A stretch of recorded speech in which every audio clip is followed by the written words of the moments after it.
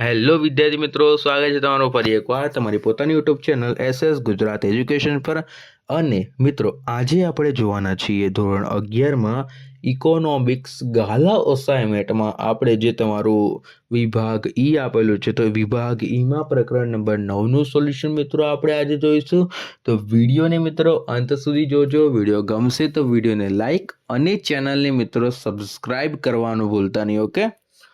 Okay, અને શરૂ કરીએ આપણે આજનું સોલ્યુશન. એમાં મિત્રો પહેલા નંબરનો પ્રશ્ન જોતા પહેલાં તમને જણાવી દઉં, જો મિત્રો તમે આખા ગાલા અસાઇનમેન્ટના સોલ્યુશનની PDF મેળવવા માંગતા હોય તો નીચે ડિસ્ક્રિપ્શનમાં પણ તમને મોબાઈલ નંબર આપેલો છે, અને સાથે તમારી સ્ક્રીન પર તમને જે મોબાઈલ નંબર આપેલો છે તેના પર મિત્રો કોલ કરો. આખા ગાલા અસાઇનમેન્ટના સોલ્યુશનની PDF મિત્રો તમને માત્ર ને માત્ર 100 રૂપિયામાં મળી જશે, તો જરૂરથી કોલ કરીને મેળવી લેજો. ઓકે, શરૂ કરીએ છીએ. પહેલો નંબરનો પ્રશ્ન છે, અલ્પ અર્થતંત્રમાં રાષ્ટ્રીય આવકનો ચક્રાકાર પ્રવાહ આકૃતિ દ્વારા સમજાવો.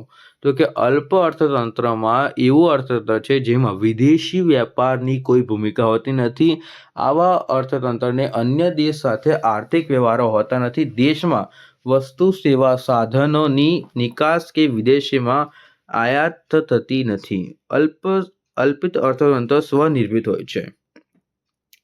રાષ્ટ્રીય આવકનો ચક્રાકાર પ્રવાહ સમજવા અર્થતંત્રને બે વિશાળ ક્ષેત્રોમાં વહેંચવામાં આવે છે. પહેલું ધંધાકીય પેઢી અને બીજું સાધનોના માલિક એટલે કે કુટુંબો. ઓકે, રાષ્ટ્રીય આવકનો ચક્રાકાર પ્રવાહ સમજવા અર્થતંત્રને બે વિશાળ ક્ષેત્રોમાં વહેંચવામાં આવે છે: ધંધાકીય પેઢી અને સાધનોની માલિકના કુટુંબો. પહેલું જે પેઢીઓની ઉત્પાદન માટે જરૂરી સાધનો, જમીન, મૂડી, શ્રમ, મૂડી કુટુંબો પાસે ખરીદી ઉત્પાદન કરે છે, અને સાધનો ઉપયોગ બદલ કુટુંબોને ભાડું, વેતન, વ્યાજ, નફા સ્વરૂપે વળતર ચૂકવે છે. આ પ્રથમ નાણાંનો પ્રવાહ પેઢીઓની તરફથી કુટુંબો તરફમાં આવે છે. પેઢીઓ જે ચીજ વસ્તુઓ અને સેવાઓનું ઉત્પાદન કરે તેને માટે વેચાણ બજારમાં મૂકે છે, અને બજારમાંથી કુટુંબ ચીજ વસ્તુઓ અને સેવાઓનો ખરીદી કરીને પેઢીઓની નાણાં ચૂકવે છે. આમ નાણાંનો પ્રવાહ કુટુંબમાંથી ફરી પાછો પેઢીઓ તરફ આવે છે. ઓકે, આ મિત્રો જોઈ લો. વળતર, પેલા તો ઉત્પાદનો એકમનું ઉત્પાદન કરશે, એમાંથી જમીન, મૂડી, શ્રમ, નિયોજન કોણ લાવશે? સાધનો લાવશે. હવે જે એમને ખરીદવું થયું, માલ ખરીદવો છે, તો માલ ખરીદે છે, એ શું આપશે મિત્રો? વળતર આપશે. પછી ઉત્પાદક એમને શું આપશે? માલ આપશે. ઓકે, તો ભાડું, વ્યાજ, વેતન એવું બધું ચૂકવશે. તો બધું ભાડું એવું ચૂકવ્યું. સાધનોની માલિકી કુટુંબોને, તો કે હવે ઉત્પાદક એકમમાં ચૂકવ્યું, પાછું એમને માલ ખરીદવો છે, તૈયાર થયેલી સેવાઓ, તો આ પાછું અહીંયાથી ખરીદશે ને પાછું એમને વળતર પણ મિત્રો ચૂકવી આવશે. ઓકે, ચૂકવણી ખર્ચ.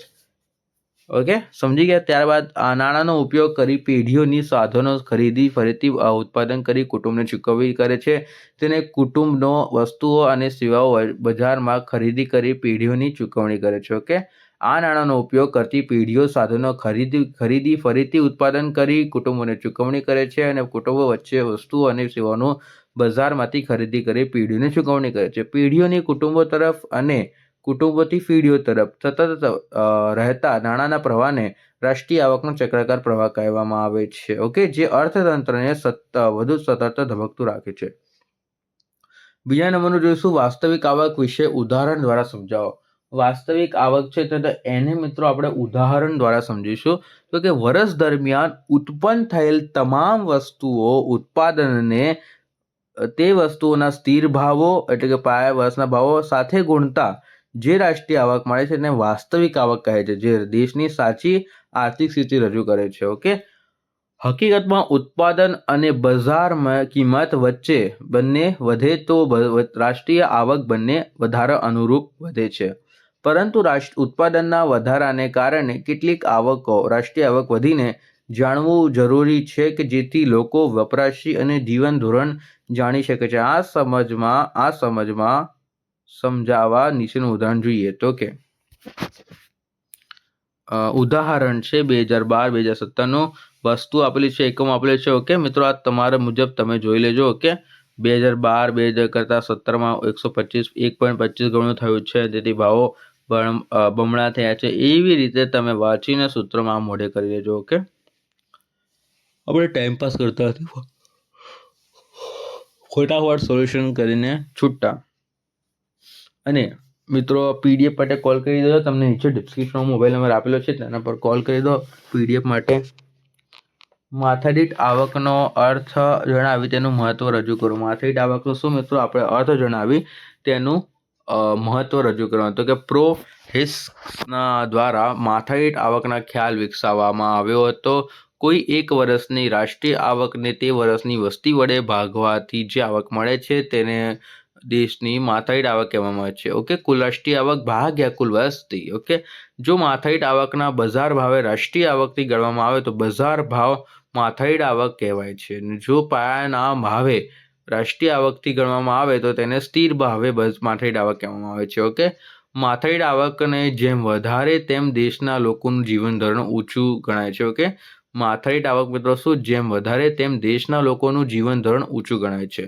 માથાદીઠ આવકનું મહત્વ તો કે માથાદીઠ આવક એ વ્યક્તિ દીઠ સરેરાશ આવક છે. માથાદીઠ આવક વ્યક્તિ દીઠ સરેરાશ આવક છે. માથાદીઠ આવકના આર્થિક વિકાસનો એક માપદંડ છે. છતાં જો દેશમાં આર્થિક આવકની અસમાનતા વધે તો તે આર્થિક વિકાસનો સાચો માપદંડ નથી. માથાદીઠ આવકમાં દેશના નાગરિકોના જીવન ધોરણનો અંદાજ પ્રાપ્ત થઈ શકે છે અને અંદાજ પ્રાપ્ત થાય તો બે દેશોની પ્રગતિને સરખામણી કરવા રાષ્ટ્રીય આવક સાથે માથાદીઠ આવકનો ઉપયોગ થાય છે. ઓકે, જો રાષ્ટ્રીય આવકમાં દર વૃદ્ધિ કરતાં વસ્તી વૃદ્ધિનો દર ઊંચો હોય તો માથાદીઠ આવક ઘટે છે. ઓકે, ચોથા નંબરનું જોઈશું રાષ્ટ્રીય આવક અને રાષ્ટ્રીય પેદાશ વચ્ચે તફાવત સ્પષ્ટ કરો. તો કે રાષ્ટ્રીય આવક અને રાષ્ટ્રીય પેદાશ વર્ષ દરમિયાન દેશના ઉત્પાદનના 4 સાધનોના ઉપયોગના બદલે તેમની મળતી કુલ રાષ્ટ્રીય આવક એ રાષ્ટ્રીય આવક છે. વર્ષ દરમિયાન ઉત્પાદનના સાધનો મદદથી દેશના જુદા જુદા ક્ષેત્રોમાં ઉત્પન્ન થયેલી અંતિમ વસ્તુઓને સેવાઓનું શું કહે છે, કુલ ઉત્પાદન મૂલ્ય રાષ્ટ્રીય પેદાશ કહેવામાં આવે છે. ઓકે, રાષ્ટ્રીય આવક બરાબર ભાડું, વેતન, વ્યાજ, નફો અને રાષ્ટ્રીય પેદાશ બરાબર ખેતી, ઉદ્યોગ, સેવા ક્ષેત્ર અને કુલ ઉત્પાદન મૂલ્ય. ઓકે, સરકારી કરવેરા હોય તો રાષ્ટ્રીય આવક રાષ્ટ્રીય પેદાશ ઓછી હોય છે અને સરકારી કરવેરા ના હોય તો રાષ્ટ્રીય પેદાશ રાષ્ટ્રીય આવકમાં વધુ હોય છે. ઓકે, અહીંયા ઓછી ત્યાં વધુ હોય છે.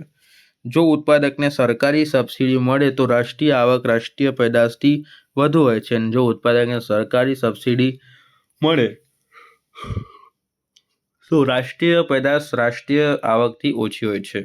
જો સરકારી હસ્તક્ષેપ કે વિદેશી વેપાર ન હોય તો રાષ્ટ્રીય આવક રાષ્ટ્રીય પેદાશ હોય છે અને વસ્તુ કરવેરા હોય તો વસ્તુઓની આયાત નિકાસ થતી હોય તો રાષ્ટ્રીય પેદાશ અને રાષ્ટ્રીય આવક જુદી જુદી હોય છે. પાંચમો, કાચી આંતરરાષ્ટ્રીય પેદાશ અને કાચી રાષ્ટ્રીય પેદાશનો અર્થ તેમજ મહત્વની બાબતો. કાચી આંતરરાષ્ટ્રીય પેદાશ વર્ષ દરમિયાન દેશની હદમાં દેશના અને વિદેશના નાગરિકો દ્વારા ઉત્પન્ન થયેલ અંતિમ એટલે કે તૈયાર સ્વરૂપની વસ્તુની અને સેવાઓના બજાર મૂલ્યને કાચી આંતરરાષ્ટ્રીય પેદાશ કહેવામાં આવે છે. તેને સંકેતમાં જીડીપી તરીકે દર્શાવવામાં આવે છે. મહત્વની બાબતો, જીડીપીનો ખ્યાલ દેશની હદ સાથે સંકળાયેલો છે. દેશના નાગરિકોએ વિદેશમાં કરેલું ઉત્પાદન ગણતરીમાં લેવાતું નથી. જીડીપીમાં દેશના અને વિદેશના નાગરિકોએ દેશની હદમાં અને ઉત્પન્ન થયેલી અંતિમ સ્વરૂપની વસ્તુઓ અને સેવાઓને ધ્યાનમાં લેવામાં આવે છે, જેમાં કુદરતી સર્જિત વસ્તુઓ પણ સમાવેશ છે. કાચી રાષ્ટ્રીય પેદાશ ઉત્તર તે વર્ષ દરમિયાન દેશના નાગરિકોએ ઉત્પન્ન કરેલી વસ્તુઓ અને સેવાઓના કુલ રાષ્ટ્રીય મૂલ્યને કાચી રાષ્ટ્રીય પેદાશ કહેવામાં આવે છે. તેને સંકેતમાં જીએનપી કહેવામાં આવે છે. મહત્વની બાબતો કે દેશના નાગરિકોએ દેશમાં અને વિદેશમાં ઉત્પન્ન કરેલી વસ્તુનો સમગ્ર ઉત્પાદન જીએનપી ગણાય છે. જીએનપીમાં ચાલુ વર્ષનું ઉત્પાદન મૂલ્ય ગણાય છે. ઓકે, જીએનપીમાં દેશના રહેતા દેશના નાગરિકોની આવકમાં ઉમેરો અને આપણા દેશમાં રહેતો વિદેશી નાગરિકો આવકમાં બાદ કરવામાં આવે તેને જીએનપી મળે છે. અર્થાત જીએનપી બરાબર જીડીપી પ્લસ ચોખ્ખી વિદેશી આવક, જ્યાં વિદેશી ચોખ્ખી આવક બરાબર દેશની થતી આવક માઇનસ દેશની ચૂકવણી. ઓકે, ચોખ્ખી આવક મળી જશે. જીડીપી દેશની થતી આવક ચોખ્ખી આવક જીએનપી મતલબ વિદેશની થતી આવક જીડીપી માઇનસ વિદેશની થતી ચૂકવણી એટલે શું કહે છે એને ચોખ્ખી આવક. ઓકે, સામાન્ય વ્યવહાર જીએનપીનો ઉપયોગ થાય છે. 6 નંબરનો મિત્રો છેલ્લો પ્રશ્ન જોઈશું. શુદ્ધ આંતરિક પેદાશ અને શુદ્ધ રાષ્ટ્રીય પેદાશ વચ્ચે તફાવત સ્પષ્ટ કરો. તો કે શુદ્ધ આંતરરાષ્ટ્રીય પેદાશ તો કે વર્ષ દરમિયાન દેશના હદમાં દેશના વિદેશના સાધનો દ્વારા જે અંતિમ સ્વરૂપમાં ચીજ વસ્તુઓ અને સેવાઓનું ઉત્પાદન થાય છે તેને બજાર મૂલ્યમાંથી મૂડી સાધનોને લગતા ઘસારા ખર્ચને બાદ કરતા જે શેષ વધે છે તેને શુદ્ધ આંતરિક પેદાશ કહેવામાં આવે છે. ઓકે, સંકેતમાં શુદ્ધ આંતરિક પેદાશને એનડીપી દ્વારા દર્શાવવામાં આવે છે. એટલે કે એનડીપી બરોબર જીડીપી માઇનસ ઘસારો. શુદ્ધ રાષ્ટ્રીય પેદાશને વર્ષ દરમિયાન દેશના નાગરિકોએ ઉત્પન્ન કરેલા વસ્તુઓ અને સેવાઓનું કુલ નાણાકીય મૂલ્યમાંથી મૂડી બાદ ઘસારો કરતા જે શેષ વધે છે તેને અશુદ્ધ પેદાશ કહેવામાં આવે છે. તેને સંકેતમાં એનએનપી વડે દર્શાવે છે. એટલે કે એનડી બરાબર જીએડીપી માઇનસ ઘસારો. ઓકે, મળીએ મિત્રો નેક્સ્ટ વિડીયોમાં. આ વિડીયો પૂરો થાય છે. અને મિત્રો જો તમે આખા ગાલા અસાઇનમેન્ટ સોલ્યુશનની પીડીએફ મેળવવા માંગતા હોય તો કોલ કરી દેજો તમને દેખાઈ રહેલા મોબાઈલ નંબર પર. ઓકે, 100 રૂપિયા પ્રાઇસ છે એની, તો જરૂરથી કોલ કરીને મેળવી લેજો. ઓકે, મળીએ નેક્સ્ટ વિડીયોમાં અને લાઈવ સાથે પણ જોડાઈ રહેજો મિત્રો.